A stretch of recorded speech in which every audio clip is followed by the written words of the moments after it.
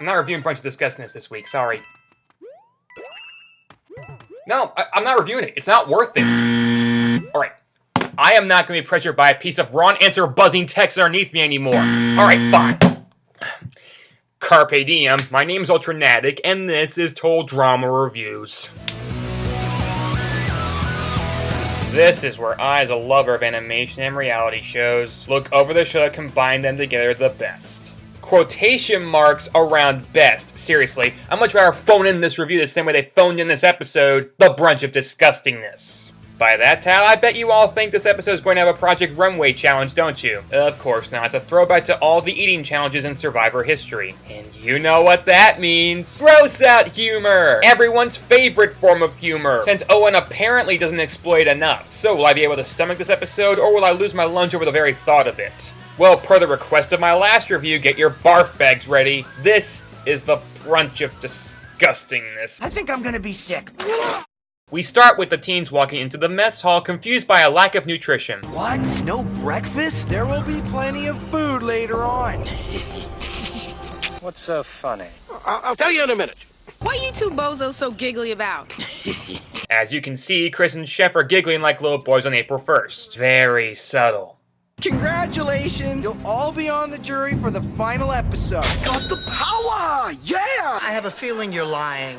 Be positive. Okay, I'm positive you're lying. If you say so, Dorothy.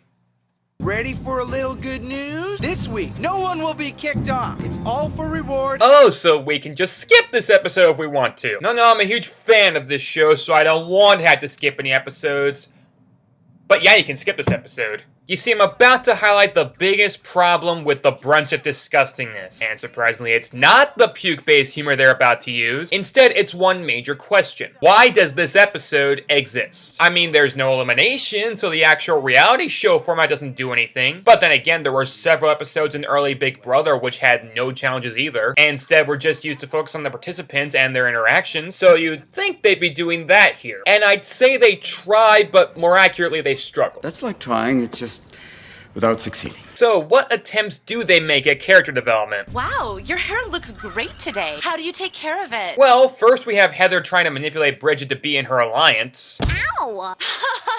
Yeah, we love joking around here in the girls' cabin. Well, Heather, considering Bridget's disdain for you, I think we all know what her answer is. Thanks for the awesome welcome, Heather.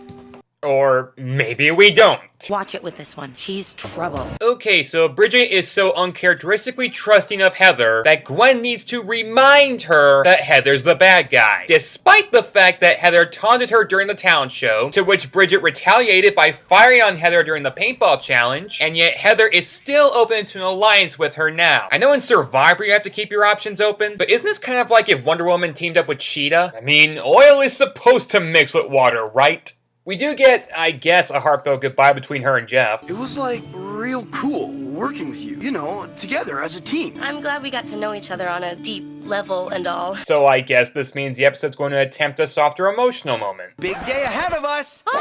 Or just pull her away like she's trespassing on the Truman Show. Yes, I did it! On the Truman Show! What, you were expecting drama from Total Drama Island? Get real. To the episode's credit, we do get more actual camp life like I was hoping for. And unlike extreme torture, it's the good, entertaining kind. That's my food. No one touches my food. Whatever, deal with it. We all love a good cat fight. It serves you right for leaving your junk everywhere. The way you were acting this morning. You continue asking me. I don't even know. Yeah? Well, you got so much junk in your trunk, your jeans should come with the trash compactor. Ooh. They're liars, though. They're liars, though. Don't get me. Uh-oh. Bridget! Heather immediately halts the argument for Bridget to feel more comfortable. Again, seems kind of pointless since her and LaShawna have an established hatred of each other. Or do they? Spoil sports. We love joking around here in the girls' cabin. I do like that Heather's making an attempt to be more fake again. Plasticity isn't something I usually like in a character, but it shows how Heather is willing to use any strategy possible to get her way, even if the strategy logically shouldn't work. Then again, being that I've watched all of this, what do I know? I bet we're getting along way better than the guys. Are we going to see Trent mock Duncan's weird fears again like in Phobia Factor? Or Owen and Duncan surprisingly get along, or...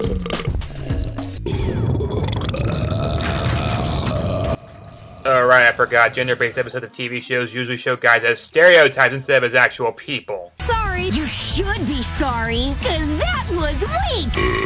We've had 2 very good Battle of the Sexist seasons of Survivor, and 1 overflowing sewage pipe of footage. But even then, the men and women on each team were actual people. You can call these shows scripted if you want, and if they are, then at least the so-called writers there knew to make the people have actual personality, not Animal House's even lazier cousin. Heck, even the categories on the other side have at least believable arguments. We should be using this as an opportunity to get to know each other better. You want to play that way? Fine. Be on their side. For the most part. This is my side, and that's your side. I do love that Heather actually puts tape in the middle of the room like a 9-year-old. I probably could have played that better. Remember this clip from my dodgeball review? I can also find someone else to take to the final 3 with me. It's a really good thing you wrote these characters as teenagers, otherwise this would be stupid. Their age excuse that immature gameplay, but not this immature gameplay.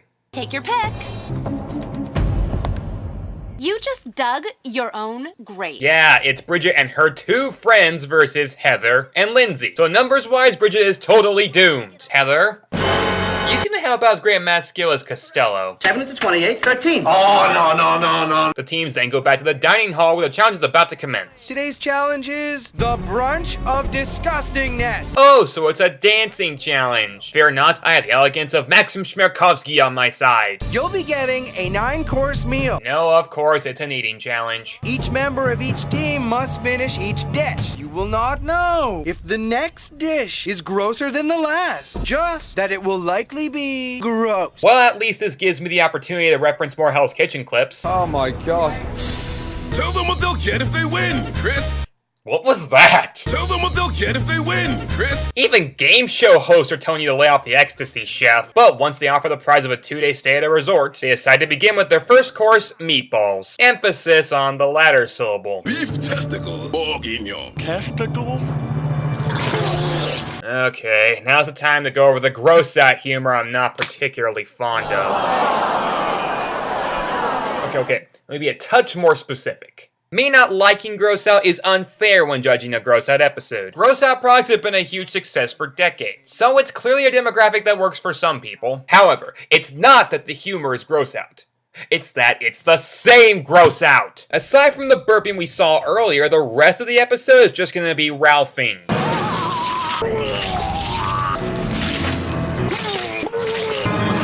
Even actual gross out humor has some sort of variety in what people do to gross you out. Here, it's pretty much just one joke, and no matter what they're eating, the vomit's the exact same color.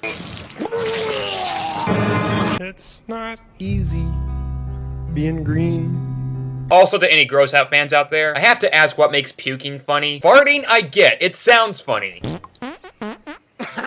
In places. But throwing up? Not only is that unpleasant to do, but it's unpleasant to watch in my opinion. It doesn't even make a funny sound effect. It's like having a song with elephant trunks for an instrument.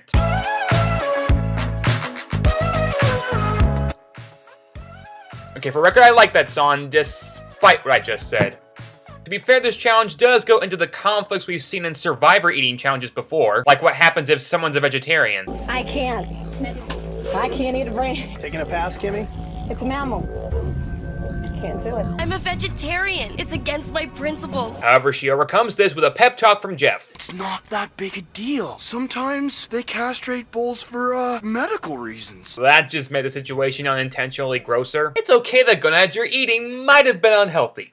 Somehow the explanation causes her to eat them anyways, and the guys lose the round, with Jeff getting all the blame. You're helping them, Dork? You just cost us this round. Can't let them win. You blew it. Come on. Even though pretty much no other guy could eat them either. I can't do it. You're hypocrites. All of you. DJ chickened out. Are you kidding me? You stopped an argument on a reality show. Are we here to argue, or are we here to eat a series of revolting meals? Chris, you're the host of this reality show. If able, don't you want both?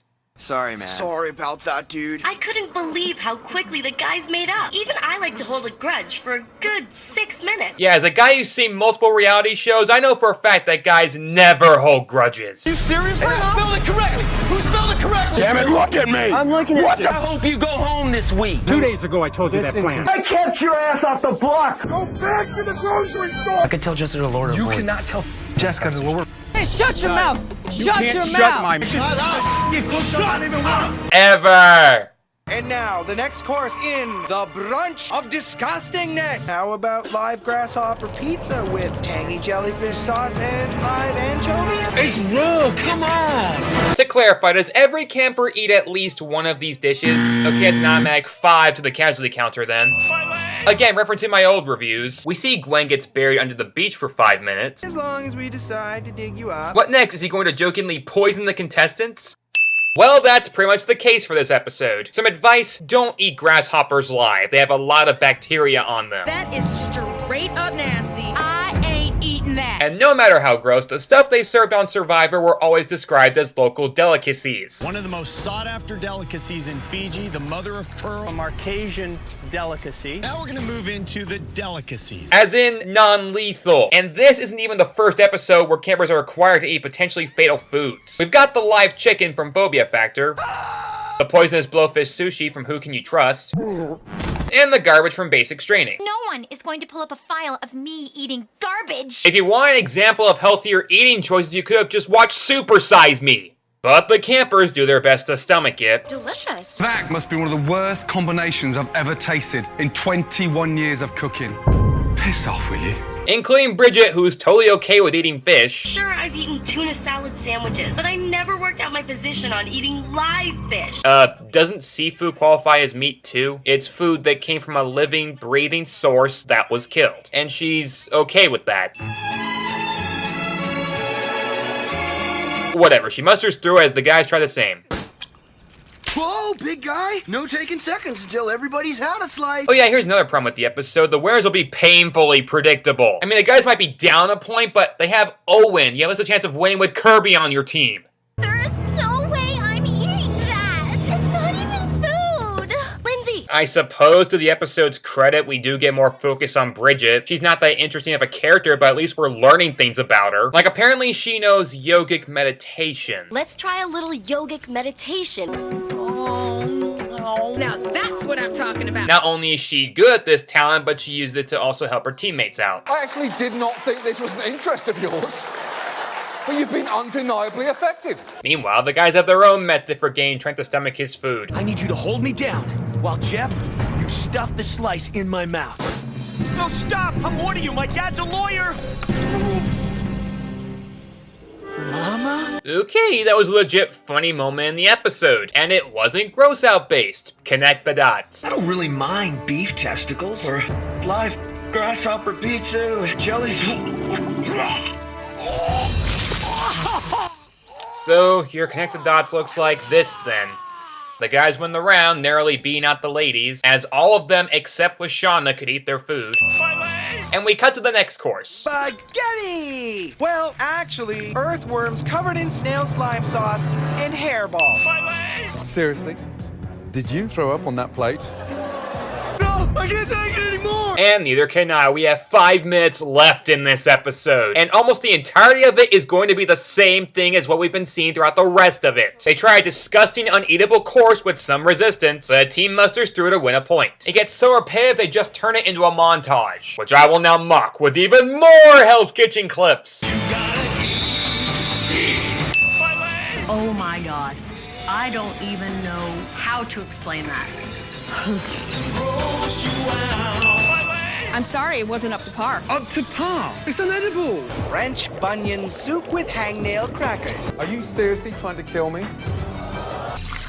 I didn't even taste it. The girls win again. Ugh, who cares? How does it end? It's dolphin wieners. Hot dogs made of dolphin.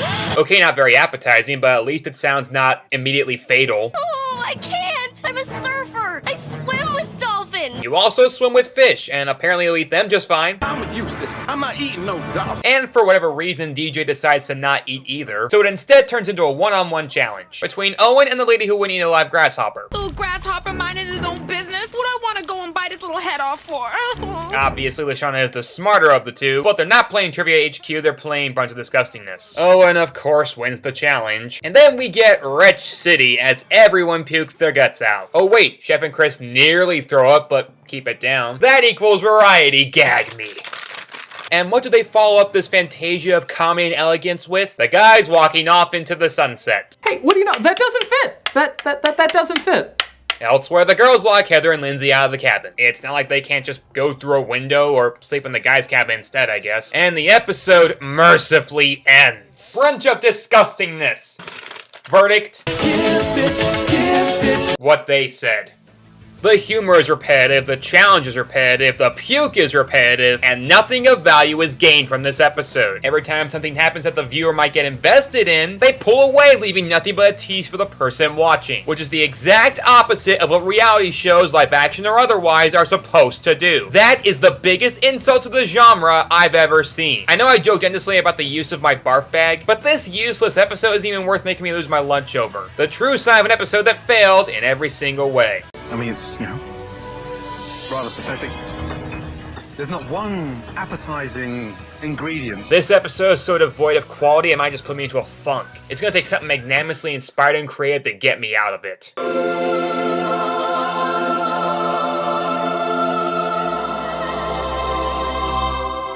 That'll do nicely. Don't you tell me you're full.